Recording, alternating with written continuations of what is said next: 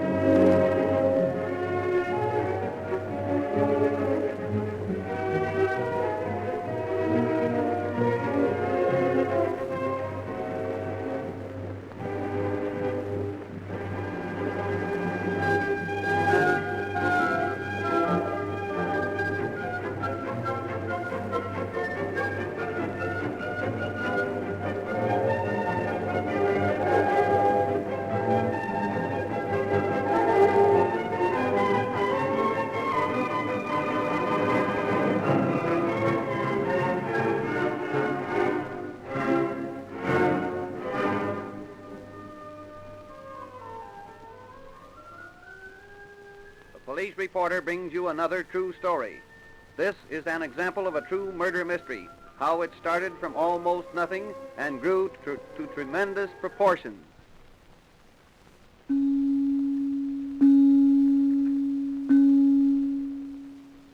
July 6, 1922 in New York City. The scene is the Morrisania police station. The unwilling actors, Abram Becker, a Mrs. Linda, and a city detective.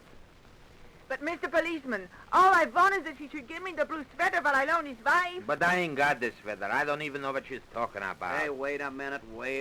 What's all this stuff about a sweater? Last April, him and his wife was visiting by my house. When they started home, it was cold. So I'm lending Mrs. Becker my blue sweater, which I'm paying $2.69.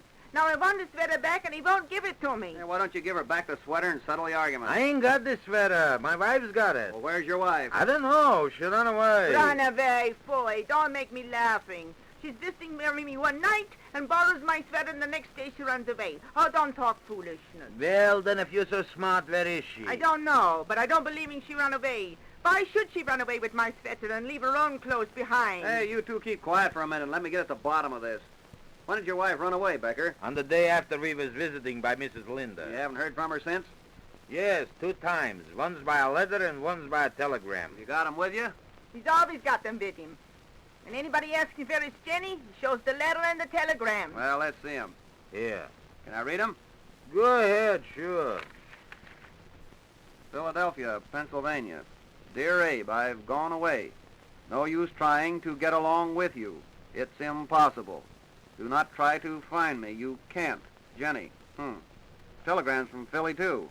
Both sent about the same time.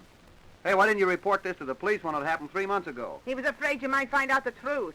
What are all these digs that you keep throwing into Becker, Mrs. Linder? What's the idea? The neighbors keep hinting that I killed my wife. What do you say to that, Mrs. Linder? Well, because Jenny never wrote that letter from Philadelphia. How do you know? You think I don't know Jenny's writing? Besides, why should she run off without her clothes? Did she? Yes, well, maybe she went off with somebody who was going to buy a new one. Are you trying to make out that Jenny would run off with another man? Why not? Why else should she run away? Oh, don't talk such foolishness, Becker. Jenny was a big, fat woman, over 250 pounds. Who'd want to run away with her? Anyway, Jenny wasn't the kind of a woman who would leave her 2 children. Seems to me, Becker, the best thing you can do is let the police handle this. Oh, what's the use? You'll never find her. We find plenty of people who run away. Maybe we can locate your wife. She don't want to come back. Why should I try to make her? Keep the neighbors from saying things. Might save you a lot of trouble. How can I get in trouble? Well, if any of your wife's relatives demanded we investigate, might look bad for you. I'd be more than satisfied than anybody if the whole thing was cleared up. Well, why not turn it over to us then? Well, if you want to take a try at it, it's all right by me. What do I do? Leave a description of your wife with the missing persons clerk in the next room. Say, Mr. Policeman, what about my blue sweater? Becker will either return it to you or buy you a new one. Why should I buy her a new sweater? Oh, run along, Becker, and file that description. I want to talk to Mrs. Linder. Okay, but don't make her no promises for me. Now, Mrs. Linder, tell me just why you stirred up this rumpus with Becker. I want you should find out about Jenny. She wouldn't run away. Why, we was good friends. And if she was going to run away, she would have told me. What do you think happened to her? That's what I want you should find out. Personally, I think he done away with her. You think he killed his wife? Maybe he didn't do it. Maybe he paid some gangster to do it for him. Do you know any of his friends? Well, why don't you talk to that Harry Monstein? Maybe he knows something. And you're sure that Jenny Becker didn't write that letter from Philadelphia? Sure, I'm sure. Abe wrote that himself. I know his writing, and I know her writing. And that's his writing. Now, you may be getting me in a jam, Mrs. Linder, but I've got a hunch that this whole thing needs a lot of investigating.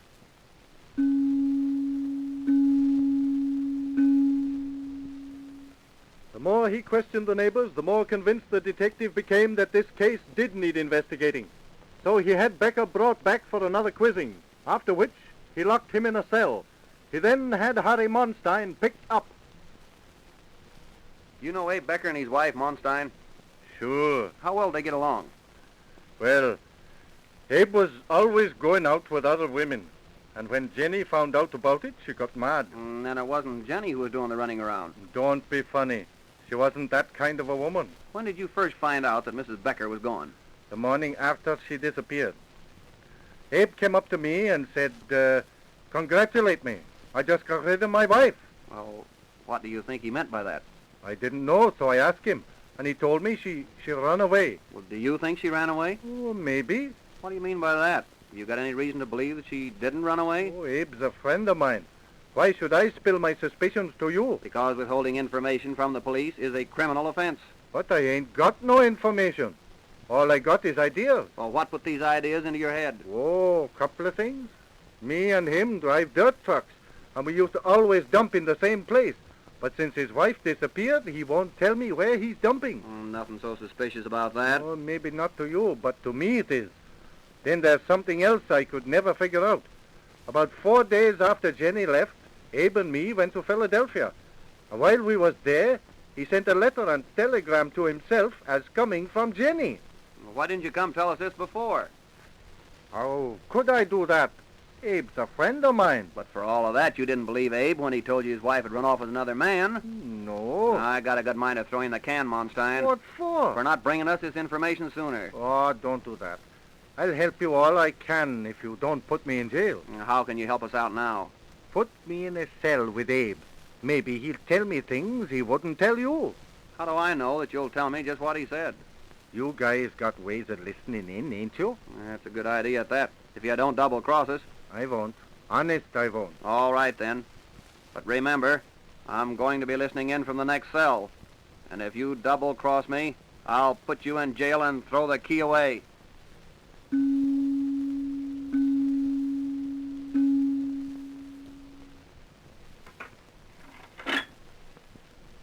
Hello, Abe. So, what they got you in for? I come here because I got to talk to you. What about? I hear the cops are looking for Jenny's body. They're crazy. Abe, you're in worse trouble than you know.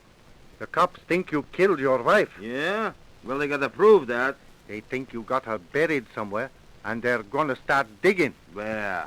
I don't know. They wouldn't say. What's that to me? You're in for plenty trouble, Abe. Why don't you tell me the truth? Maybe I can help you. How can you say such a thing, Harry? Listen, Abe. I'm your friend, and you can tell me the truth. I am telling you the truth. Don't be a fool, Abe. The cops got a good idea where you buried the body. I tell you, Jenny ran away from me and the children. If she's dead, she deserved it, and I don't care what happened to her. If that's the way you feel about it, it's all right with me. I only wanted to help you. The police are getting ready to dig her up. I only thought I could beat them to it and bury her someplace where they wouldn't find her. But if you don't want to tell me, it's okay. So long. Don't go, Harry. Well, what is it? Don't worry about Jenny. She's 7 feet deep and all covered with lime. She'll be all buoyed up. You'll be in awful trouble if they do find her. The cops rounded up everybody and found out a lot of things. Where is she, Abe? Come over closer. Uh-huh. If the cops get too hot, you can move her someplace else. Just tell me where she is. You sure nobody can hear? Sure. She's buried in the dumping lot, back of Ruby Norkin's shop. Okay, Abe. in the dumping lot back of Ruby Norkin's shop.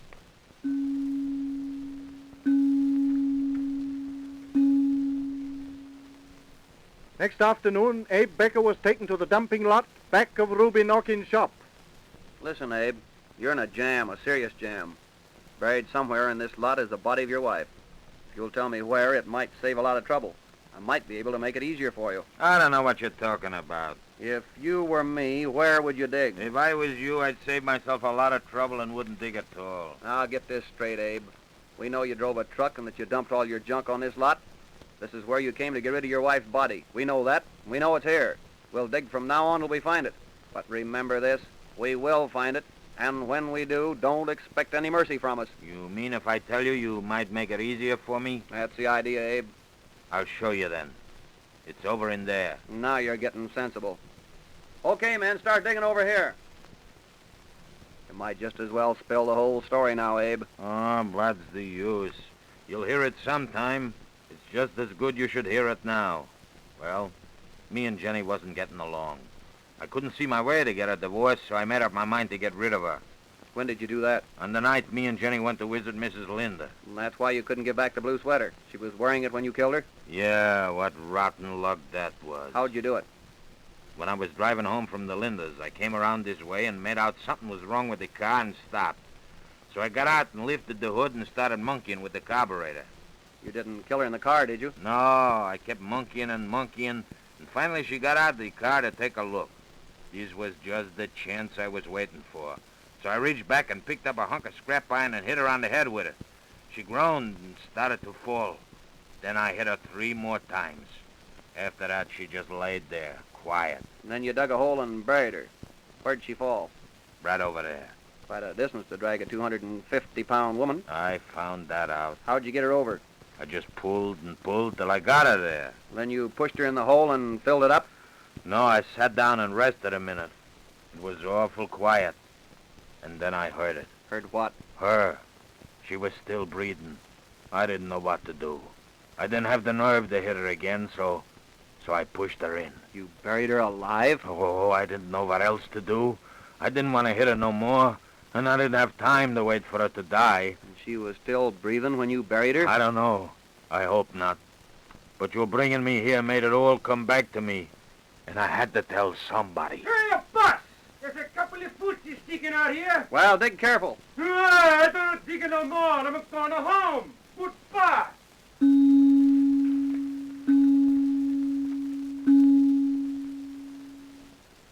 And so the bizarre case of Jenny Becker was solved, and her husband paid the supreme price for his folly. Abram Becker was electrocuted at Sing Sing on December 13, 1923. You have just heard another true story brought to you by the police reporter. This is a radio release production.